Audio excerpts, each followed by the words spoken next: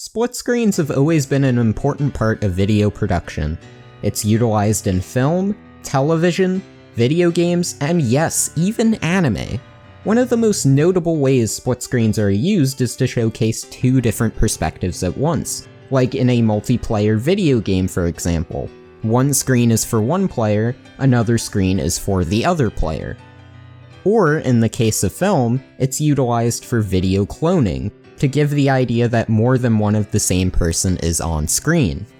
In anime, however, its purpose can be a bit different. One of the most common ways in which you see split screens is in shonen series like Naruto or Food Wars, wherein the basic gist of them is to build tension. You take a look at the competitors' faces and it's able to show the convictions of all parties involved. Especially before a big climax, or as a setup for a major tense story arc coming up. Whether it be the differing emotions between competitors, or that same emotion. It also pays homage to the shonen manga aesthetic that a lot of these series were based off of, while still serving a purpose in anime form. Split screens in anime are also used for varying reasons other than just tension. One of the more unique uses of split screens is in the show Gate, where it plays a multitude of different roles. One way is to show things in the vein of a newspaper, to go with the military theme that the show is pushing. Another of which is to show the contrast of the two differing worlds and those people within it. It also, as stated by Pause and Select, is used to present the busyness of new media in contrast with the old Japanese nationalist ideals, as if to take these older ideas and make them new. Flash forward a year later, and winter 2017's Scum's Wish, much like Gate, makes heavy use of the split screens, though for different, yet similar reasons in comparison to what I've previously described. So let's answer this question. What's up with the split screens in Scum's Wish? Now, one way we see split screens is as a means to close in on one or many particular emotions, and Scum's Wish uses split screens for that reason quite often, whether it be to present jealousy, sexual pleasure, frustration, or as a means to compare and contrast each emotion.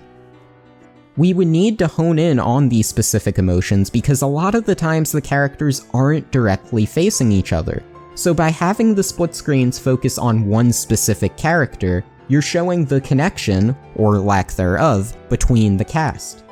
Another way Scum's Wish uses split screens is for establishing shots, particularly of the school or of the restaurant. The way the split screens act in these types of establishing shots feels almost like that of a photograph. I believe this to also focus on the character's emotional attachment to those areas.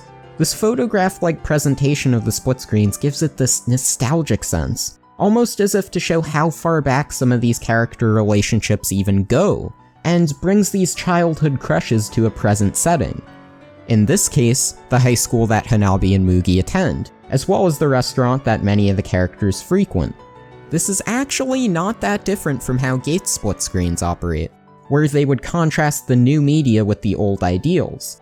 Here, Scum's Wish contrasts the new setting with the old yet ever-present feelings that the characters have for each other. Now, earlier I had mentioned how the split screens in shonen anime are used to both build tension and pay tribute to their comic counterparts, and Scum's Wish does something that could be considered a bit of the antithesis. Rather than giving it this shonen manga feel that something such as Naruto would elicit, it instead goes for its own target, the shoujo manga.